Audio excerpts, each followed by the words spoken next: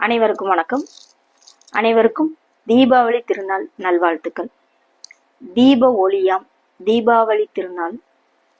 நம்மளுடைய தீபம் அனைத்தும் விளக்கேற்றி வழிபாடு செஞ்சு தீபாவளி திருநாளை கொண்டாடுறோம்.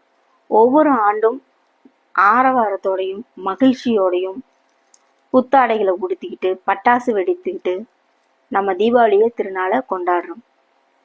இன்னைக்கு நல்ல நேரம் அப்படிங்கிறது பார்த்தீங்கன்னா, அதிகாலையில் எழுந்திருச்சு நல்லெண்ணெய், சுத்தமான நல்லெண்ணெய் தலையில தேய்ச்சி சுடுநீர் வெந்நீர்ல நம்ம ஸ்நானம் பண்ணணும்.